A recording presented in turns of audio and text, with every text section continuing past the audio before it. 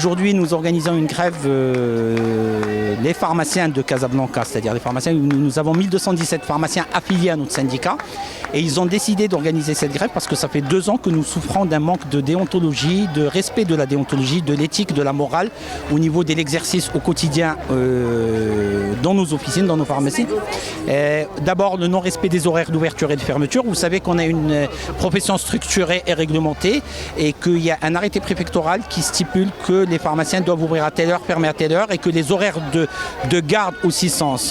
Et ça existe depuis une 50aine d'années. Ça se fait dans les meilleurs des cas pour le citoyen et que les pharmaciens sont toujours présents parce que c'est un espace d'éducation, un espace de santé et tout. Mais aujourd'hui, on a une petite minorité de pharmaciens qui commencent à ne rien respecter en ne respectant pas les horaires d'ouverture et de fermeture, qui ouvrent 7 jours.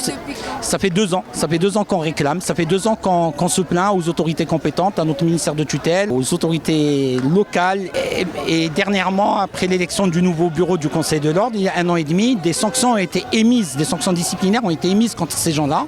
Sauf qu'aujourd'hui, les sanctions sont restées lettres mortes et que l'exécution des sanctions ne se fait pas. Donc ça veut dire que ces gens se croient tout permis. Non seulement ils ne respectent pas les horaires, ils font des remises alors que notre profession réglementée, on n'a pas le droit de faire des remises. On a une marge fixe, on ne peut pas faire des remises, on ne peut pas vendre plus cher que le prix qui est sur les boîtes. Et ils ont des conventions illégales avec des organismes étatiques tels que l'ONE, tels que la Régie des tabacs, comme la LIDEC. Ils sont conventionnés alors que la convention, c'est-à-dire le libre choix du citoyen d'aller dans sa pharmacie de quartier ou la pharmacie Les Kertehpea. Aujourd'hui, les gens se permettent d'aller dans certaines pharmacies qui s'enrichissent et qui vont provoquer la faillite, la quasi-faillite d'une grande majorité de pharmacies.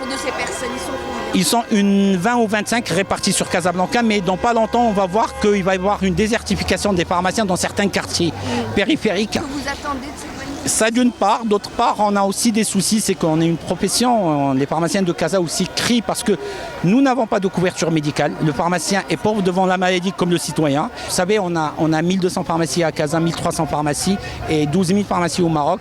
La prochaine étape, aujourd'hui, nous attendons une réaction des autorités compétentes, en l'occurrence le ministère de la Santé, le SGG et les autorités locales.